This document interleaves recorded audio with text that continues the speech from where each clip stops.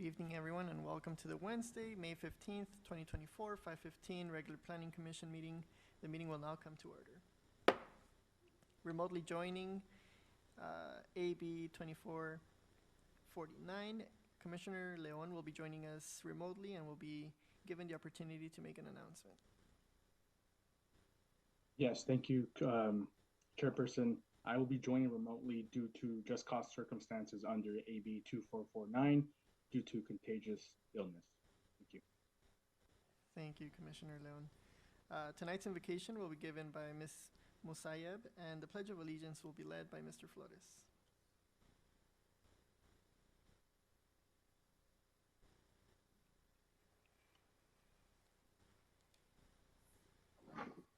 Dear Lord, we thank you for the ability to come before you with this commission. We invite you to be here with us this evening and grant us wisdom with each case and situation that is presented before us tonight. In your name we pray. And now you place your right hand over your heart. Ready, begin. I pledge allegiance to the flag of the United States of America and to the republic for which it stands, one nation, under God, indivisible, with liberty and justice for all. Thank you.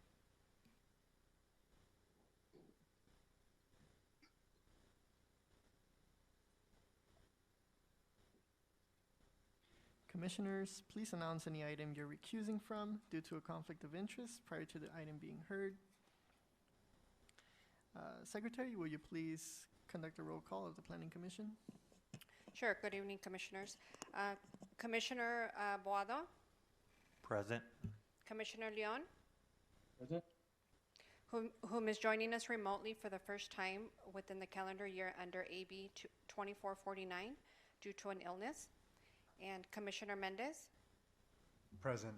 Commissioner Ramirez, Present. and Chairperson de la Rosa. Present.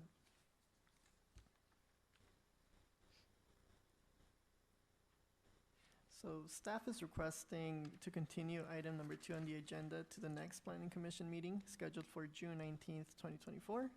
May I have a motion to approve staff's recommendation?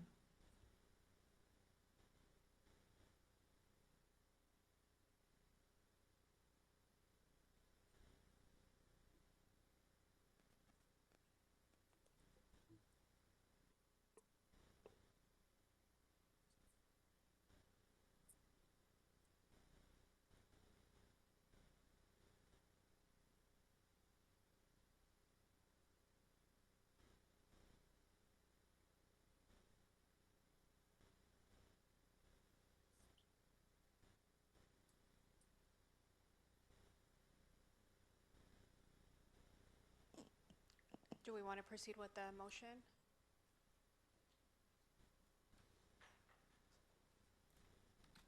Yes, I'll motion. Thank you, Commissioner Leon. May I have a second? I'll second. Secretary, will you please conduct a roll call of the Planning Commission? Commissioner Boado, Yes. Commissioner Leon, Yes. Commissioner Mendez, Yes. Commissioner Ramirez, Yes. and Chairperson de la Rosa. Yes. All right. We will now begin with item number 1 on the agenda. At this time, I will open public hearing at 5:21 p.m. May we please have the staff report, Ms. Musayeb?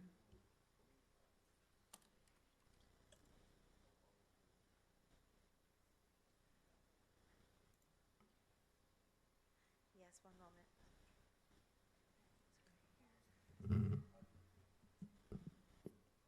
Mona, just before you start, this is Stephen Jones, City Planner. City Attorney Lloyd, were you able to hear? I think you were having difficulty with. I now hear. Okay. I apologize Perfect. for the delay. I wasn't hearing before, but now all systems go. Great. We just wanted to make sure. Thank you. Yeah, appreciate that, Stephen.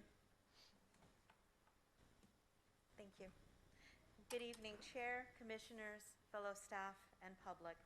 For the record, my name is Mona Musayeb, Associate Planner with the Bell Gardens Planning Division, and this presentation is to discuss Zoning Code Amendment 2024-029 and introduce ordinance number 944 regarding banquet facilities.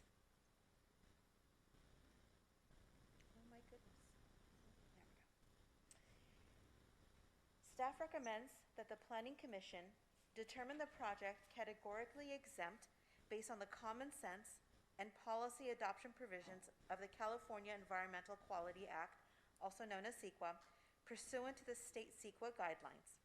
And second, to adopt resolution number PC 2024-13 to recommend to City Council the approval of Zoning Code Amendment 2024-029 and recommend adoption of ordinance number 944, thereby amending the Bell Gardens Municipal Code to regulate banquet facilities. Key discussion points revolve around, firstly, over the years, staff have been approached by property owners with underutilized buildings located within the light industrial zone, M1, to determine if banquet facilities may be permitted. Each time, members of the staff inform them that such uses are not permitted in all industrial zones, but are conditionally permitted in certain zones, such as the Commercial Manufacturing Zone, CM. By conditionally permitting banquet facilities in the M1 zone, significant contributions to the improvement in the city's aesthetics and land use function, particularly in light of vacancies caused by the current pandemic, may take place. Secondly, by updating the Bell Gardens Municipal Code to include locational, developmental, and parking requirements for banquet facilities, private enterprises may arise to meet the needs of the residents for places of assembly and to diversify the local economy. And by amending the Bell Gardens Municipal Code, there would be room for economic growth and use of underutilized buildings by conditionally permitting banquet facilities, the use if appropriate development and development standards are met. The Zoning Code Amendment 2024-029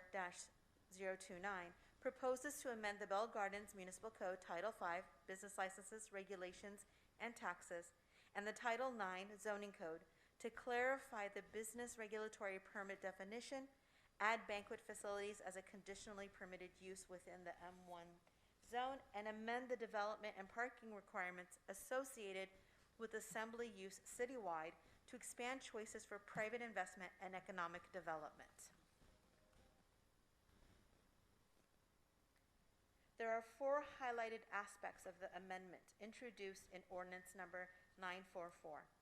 They include introducing the definition and use of banquet facilities in Bell Gardens Municipal Code Chapter 5.04, introduce banquet facilities use as a conditionally permitted use in the M1 zone in the Bell Gardens Municipal Code Chapter 9.14, introduce development standards for banquet facilities use in Bell Gardens Municipal Code Chapter 9.20.170, and introduce parking standards for banquet facility uses in Bell Gardens Municipal Code Chapter 9.38.050, consistent with surrounding jurisdictions. A general overview of standards utilized by directly abutting communities reflects the following for assembly uses. In the City of Commerce, 1 parking space per 4 fixed seats and 1 space per 20 square feet otherwise. Bell, 1 parking space per 4 fixed seats and 1 space per 50 square feet otherwise. For Cudahy, 1 parking space per 5 fixed seats and 1 space per 50 square feet otherwise. And Southgate, 1 parking space per 3 fixed seats and 1 space per 100 square feet otherwise. With the current parking standard in Bell Gardens at 1 parking space per 3 fixed seats and 1 space per 21 square feet. Staff analysis concludes that ordinance number 944 would be consistent with the City of Bell Gardens general plan. Specifically, Land Use Policy 3 emphasizes the city's commitment to promote compatible commercial development, to emphasize commercial identity, and to enhance the appearance, potential economic vitality, and revitalization. Land Use Policy 4 promotes the city's encouragement to maintain and rehabilitate existing industrial uses and private investment in the city's industrial economic base, while ensuring compliance with necessary environmental requirements. And Land Use Policy 5 that acknowledges the city's support of providing an environment to stimulate local employment, property values, community stability, and the economic vitality of existing local businesses. finally, the recommendation is, with this presentation, the staff recommends Planning Commission take the following action. Determine the project categorically exempt based on the common sense and policy adoption provisions in CEQA pursuant to the state CEQA guidelines. Adoption of Resolution PC 2024-13, recommending to City Council the approval of Zoning Code Amendment 2024-029, and recommend the adoption of ordinance number 944. With that, staff and city attorney are available for any questions. Thank you. Thank you, Ms. Musayab. Commissioners, any questions?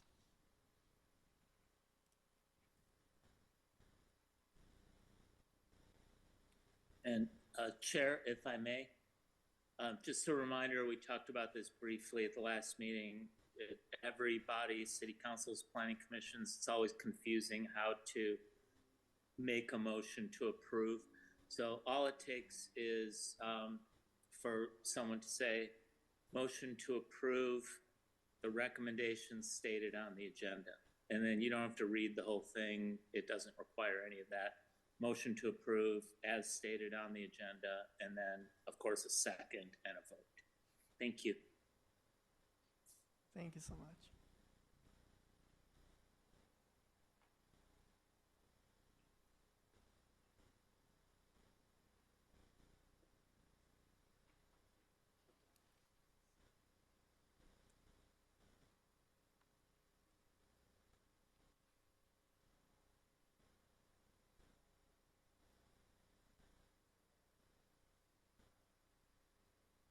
Just a question directed to staff.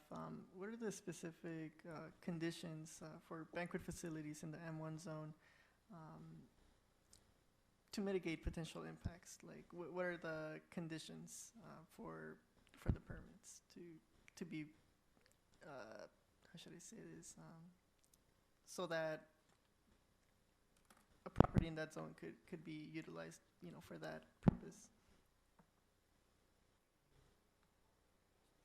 The staff has generated development standards that are consistent with other similar uses. For example, I'm looking at what was shared as a copy of the ordinance. For example, lighting plans will be required as a part of the submission. Security plans will be required as a part of their submission. And these will all be taken under review and under consideration by the Planning Commission, because it would be a conditional use permit. So there are additional locational and development standards required of these applicants. They will need to provide as they submit. Thank you so much. Thank you.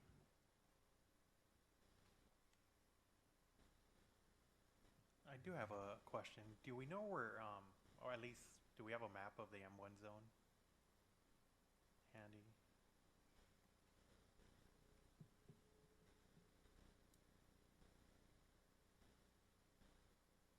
One moment, I'm pulling that up for you, sir. Thank you.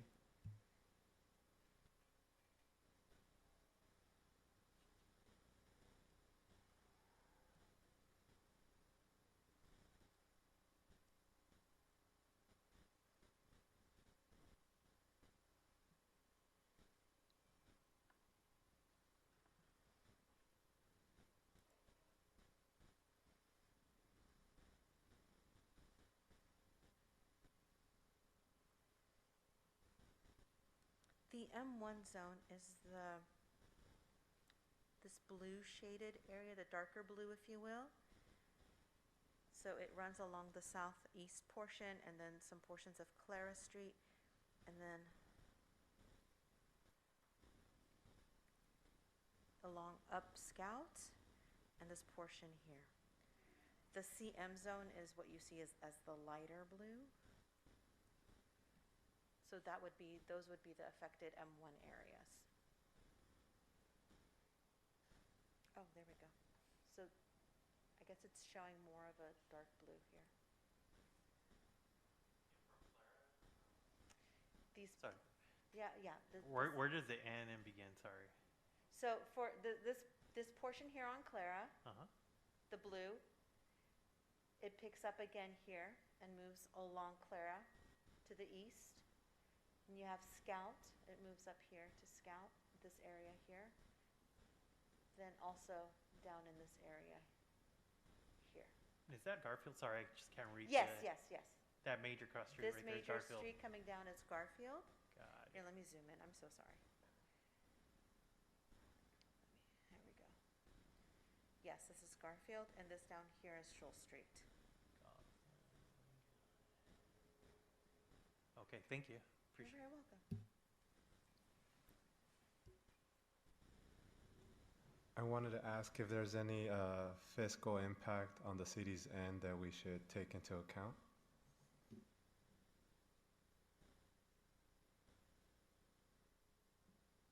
None at this time, as this is purely policy.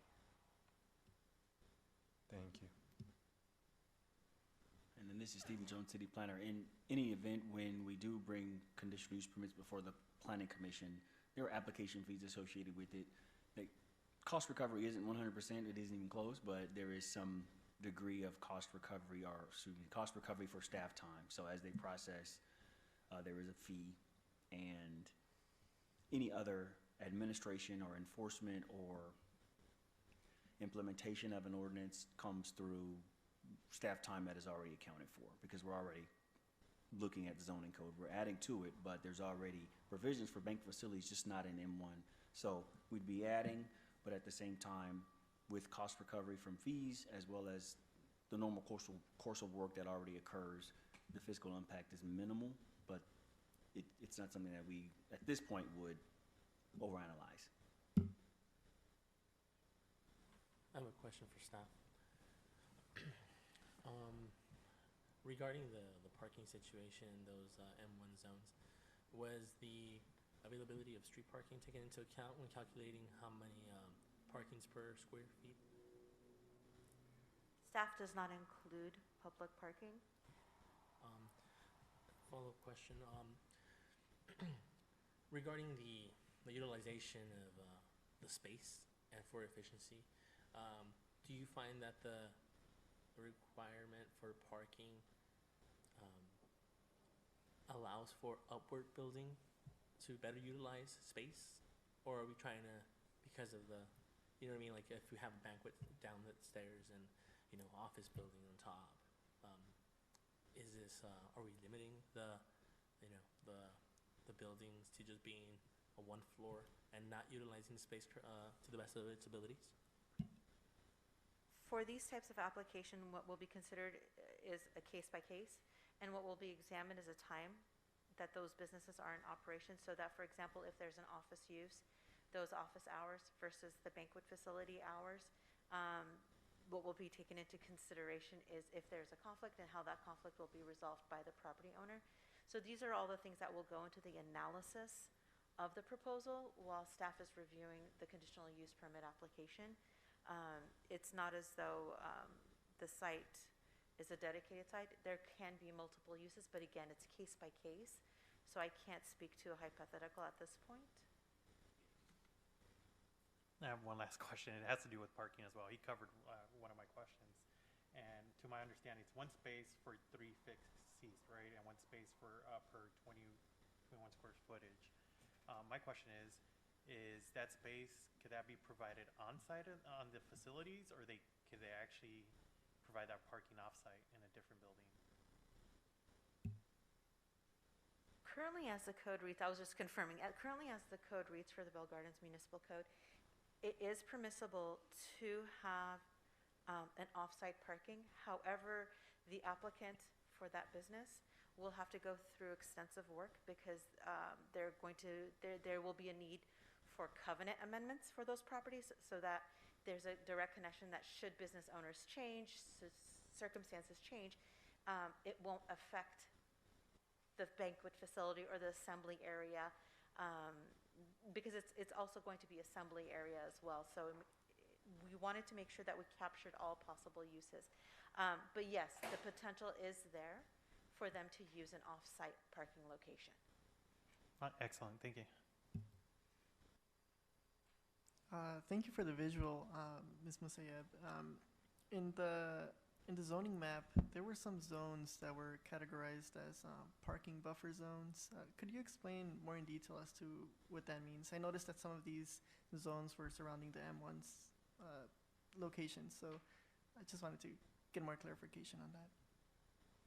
Parking buffer zones are it's an overlay that essentially takes into consideration the spillover parking that may take place on public streets, to address your point, and it creates an extra sensitive area where it ensures that that does not happen, so that residents, visitors, visiting either the residents or the businesses have adequate off-street parking.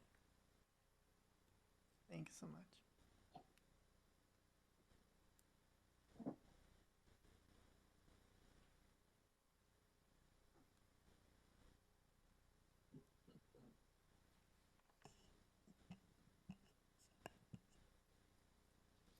I'm so sorry, you might have answered that, but I got lost a little bit on that. Regarding the M1 zones, is there a specific regulation on parking? Is it like all day parking, or what's the regulation on that? We have a parking standard. It has its own chapter. The Bell Gardens Municipal Code has its own parking standard, and parking is determined by use. So M1 is the zone, of course, but the use may vary within the M1 zone. So based on the use, the parking requirement will vary.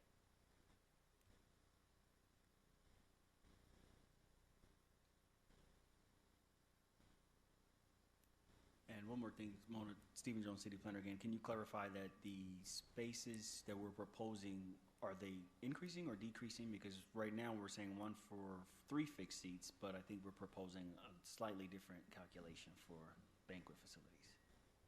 The zoning update, the zoning amendment would actually change it from 1 to 3 to 1 to 4, and then from the unfixed from 1 to 21 to 1 to, I want to say 50. 1 to 50. So we're actually creating an opening so that it's less restrictive than the existing code. And it's also comparable to our surrounding municipalities. Part of that was because of the analysis in terms of the adaptive reuse of buildings that could increase the functionality of that space. So in the morning, again, it's office, or in the afternoon, it's, based on the permitted use. And then in the evenings, anecdotally in the evenings, a banquet facility could house the parking for the separate use. So it's to increase accommodation and make sure that there's a nexus between the number of parking spaces we're asking for and the use times and the different uses that are in one building.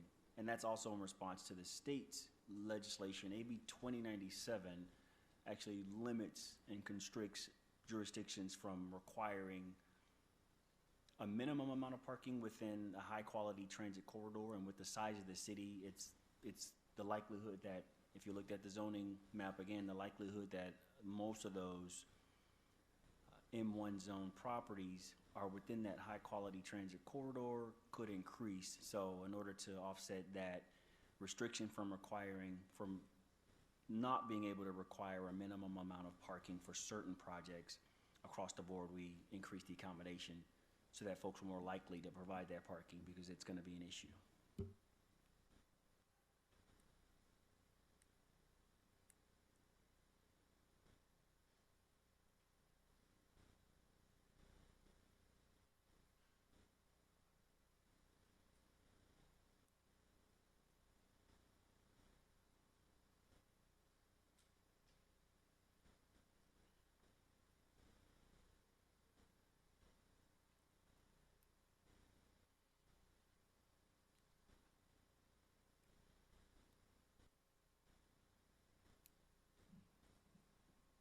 At this moment, can we motion to approve item 1? Yeah. Okay. Motion to move forward with item number 1 as it is. You second that? Planning Secretary? Chairperson, if I may, we need to open the item for public comments before we make a motion. All right. We will now open public comment for this item. Secretary, please announce the instructions for public participation. The members of the public will now have an opportunity to speak on the public hearing item number 1. Please state your name for the record before addressing your comments to the members of the Planning Commission. Each speaker and written comments are limited to 3 minutes. Callers wishing to make a comment may do so at this time by dialing *9 from your phone. When instructed, dial *6 to unmute yourself. Individuals joining us through the Zoom app may request to make a comment by using the raise hand feature on Zoom and select the unmute or microphone icon when instructed. We will begin to hear from members of the public that are physically present in the council chambers. If you haven't done so already, please submit your comment cards now.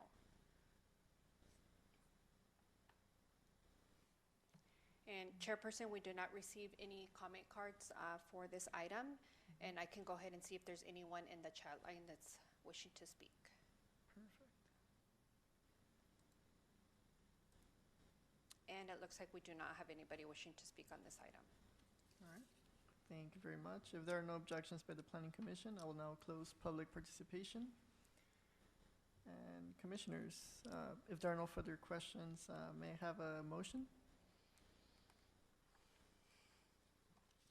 Motion to approve item number 1 as it is. I second that. Planning Secretary, will you please conduct a roll call vote? Commissioner Boado? Yes. Commissioner Leon? Yes. Was that a yes? Yes. Commissioner Mendez? Yes. Commissioner Ramirez? Yes. And Chairperson De La Rosa? Yes.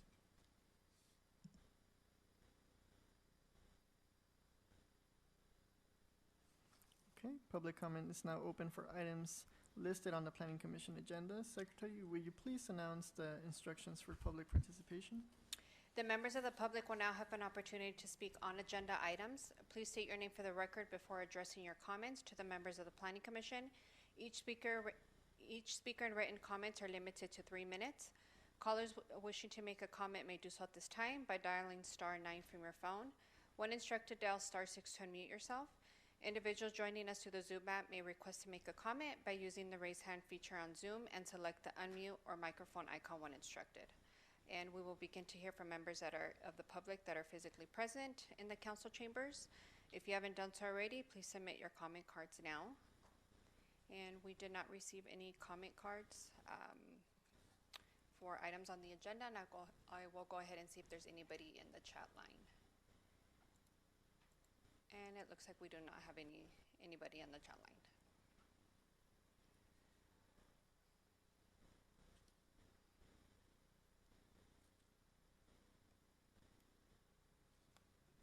Okay. If there's no objection by the Planning Commission, I will now close public participation for agendized items. And now we will move over to the consent calendar. Does any member of the Planning Commission wish to pull an item from the item for separate discussion?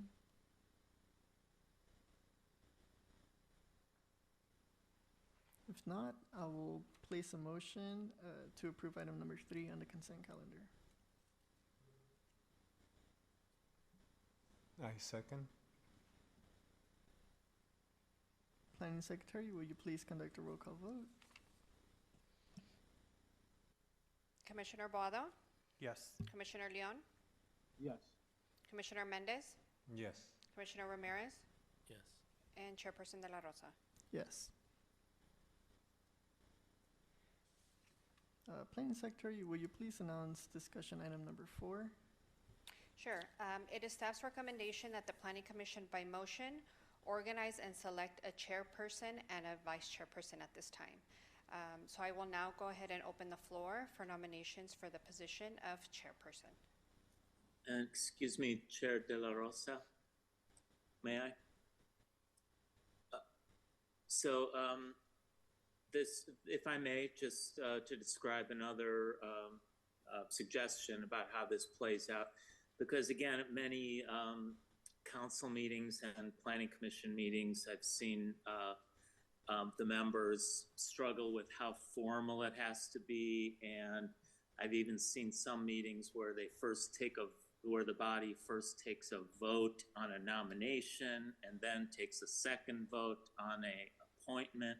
So if I could just clarify, this is an opportunity for the body, the members, to just freely discuss this. So, you know, just have a conversation. Someone can say, I'd like to do this, or I'd like to be the chair or the vice chair, or I think so-and-so should, or just have a conversation. And then you'll get a sense of who you all kind of support, or whether you're close. Maybe it'll be a 50-50 thing. But then when you're ready, all it takes is a motion to appoint.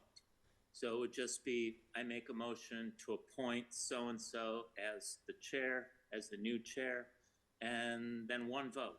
That's it. So nomination really just means suggesting a name, so you don't really have to make a nomination. You can just kind of talk about it and then make a motion to appoint.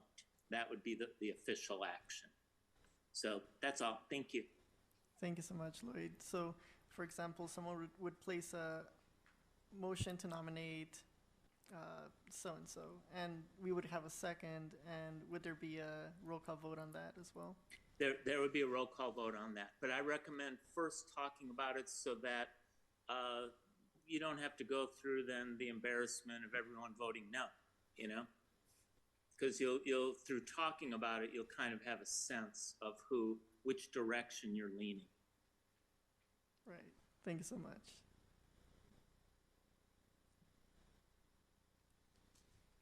Quick question: how frequent do these changes happen?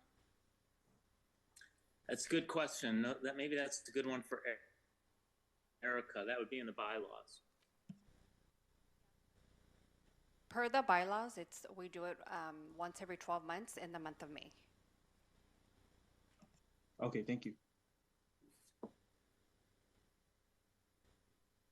Is that something that someone can motion to readdress, or it has to be a yearly thing?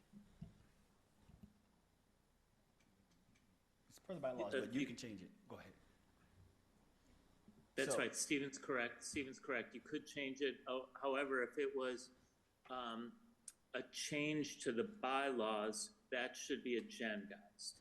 So you wouldn't be able to change the bylaws tonight, but you could talk about that and you could give direction to staff, you know, hey, we'd like to do it every 6 months, or, you know, 3 times a year or something like that. Then you could then give direction to staff to come back with a resolution to make that change. And also, I think we need to take into consideration that as elected members, if the person in city council term limit has expired, then that means that commissioner has to step down as well, correct? So then that might mean down the road, if that commissioner has to step down due to that city council member having to step down because they've expired their term, then the planning commission will have to do this again, right? Yeah, that's my understanding. That's correct.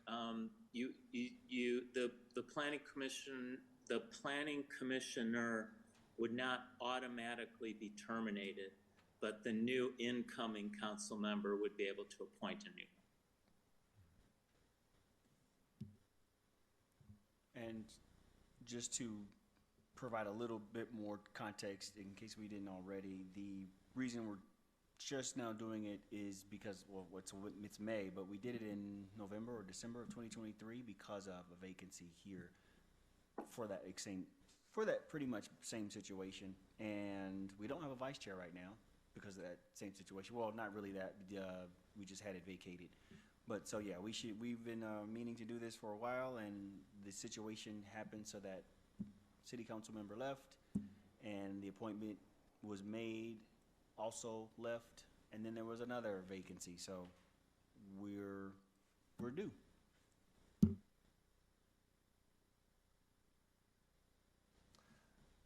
Okay, if I may start the discussion, if I may ask from our current chairperson, the pros and cons of taking this responsibility. and the challenges, and just to hear what it takes to be in this role, please. Great question. So prior to this, I've been a commissioner for about 3 years, and eventually, last year, I got appointed for vice chair. And again, due to the circumstances, it automatically placed me as chair due to that vacancy that occurred. But overall, it has been great working with staff, having meetings with city planner and the director of city development as well.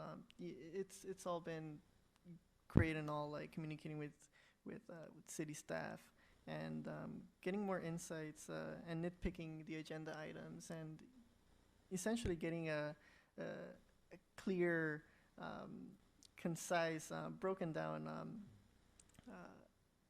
view of the agendized items, and ultimately preparing for the meetings that come about. So, yeah, that would essentially be my experience here in a nutshell. Yeah, as far as for me, I know Chairperson De La Rosa, you've only been chairperson only for a few months, technically speaking. So for me, I mean, my opinion is that you should actually continue with that, at least for that position. That's at least my recommendation. Is your microphone on? It's hard to hear you. Yeah. Can you hear me now? Yes, thank you. Hey, no problem. So basically, I'm making the recommendation, and my personal opinion, that Chairperson De La Rosa should continue in that role because technically he's only been chairperson for a few months. Yeah, I agree with that. Same here. Yeah, I'll second that. I think that you're doing a thorough job. I do think that when there's like a pause in discussion, I'd like for you to step up a little faster than letting the silence like last like a minute. Just because I know that we're all have nothing to say on a specific item, maybe you can just say, I can clearly see that no one's talking about it. I think we're all in agreement. Let's move forward, right? I'd like to see more of that, and I just think that that's going to elevate you as a person in a public sphere. Thank you. Thank you very much. With that being said, thank you again for the feedback and the statements made by each commissioner. With that being said, can we have a motion? Sure, so I will go ahead and make a motion to elect Commissioner De La Rosa as a chairperson. And I'll go ahead and do the roll call. Commissioner Boado, Yes. Commissioner Leon, Yes. Commissioner Mendez, Yes. Commissioner Ramirez, Yes. and Chairperson De La Rosa. Yes.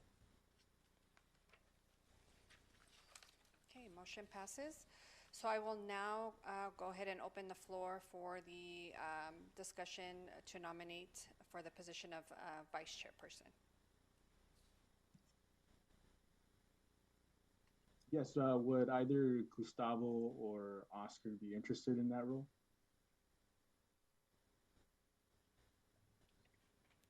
I wouldn't be, just simply because I'm in too many boards already as it is. So my time is just, I'm pretty busy now. Thank you, Commissioner De Leon. I wouldn't mind. I guess I could provide my trajectory. The city that I come from is the city of Cudahy, and I was also chairperson at the city of Cudahy during that time under Planning Commission, so I'm highly familiar with the functions, the role, and how to advocate for our community members. So usually the vice chairperson takes up the role when the chairperson himself or herself is not present, right? So I thank you for that, and I humbly accept.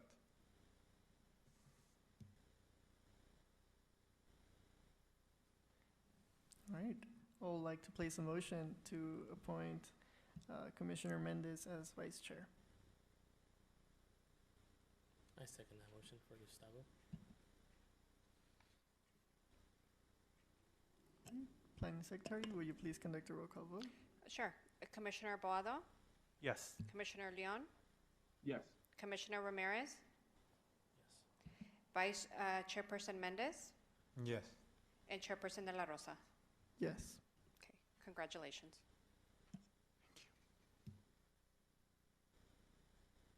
Okay, so public comments now open for items not listed on the Planning Commission agenda. Secretary, will you please announce the instructions for public participation?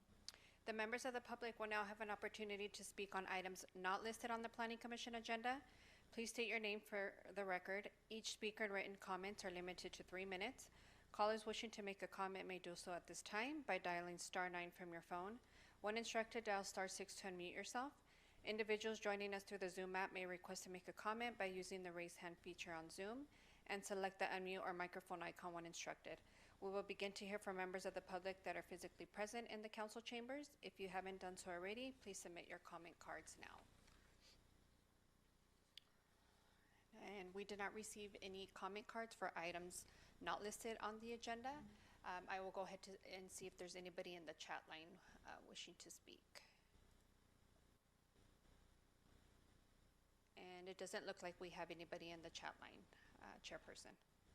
Thank you. If there's no objection by the Planning Commission, I will now close public comments for non-agenda items. And now we will move over to staff comments. Thank you, Chair. Good evening. My name is Stephen Jones, City Planner. The next item is for updates that the City Council has done based on recommendations from the Planning Commission and for Community Development Department activities. During the May 13th City Council meeting just passed, items to consider action for staff negotiated and proposed development agreements for public benefits in exchange for up to 10 years of vested development rights for cannabis retail storefronts was continued to the June 10th meeting with 3-1 votes on both. So those items will be heard next month. And on April 22nd, the council voted for the city to remain in the Affordable Housing Trust. And the city first became a member in June of 2023 to facilitate access to funding for affordable housing projects. Maintaining membership comes at a cost which contributes to funds for the region and trust administrative management. The city has at least one project that could be responsible for the production of at least 100 units for sale and for lease for families with household incomes below 120% of the area median income. The council also adopted a resolution to authorize purchase of hybrid vehicles with grant funding for Community Development Department vehicles for use in planning and building permits and in site inspections and housing division inspections, and for code enforcement as well. Council adopted ordinance number 942 to limit the number of available opportunities for cannabis retail storefront business regulatory permits to no more than 7. And then council received and filed a report on Monday as well with responsive information to the council's request for a summary of recent housing division activity and to clarify the rent stabilization ordinance's applicability to rented, leased mobile home spaces within mobile home parks. Council recommended specific ways to engage residents in mobile home parks for the ongoing rent stabilization and tenant eviction protection workshops, which occur every couple of weeks on Tuesdays and Wednesdays. And then in the bi-weekly newsletter, the staff highlighted the work done to release our RFPs for the impending development of the first Bell Gardens Transit-Oriented Community Specific Plan and the Bell Gardens Climate Action Plan. Those RFPs close at the end of May, and among other things, staff highlighted the ongoing work to procure grants to do more work like that. And that concludes staff comments. Thank you so much. Commissioners, any comments?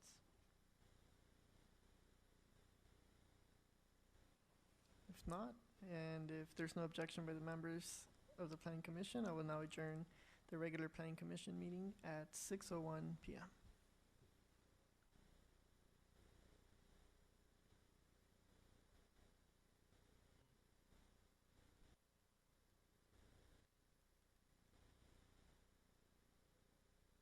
Thank you. Good night.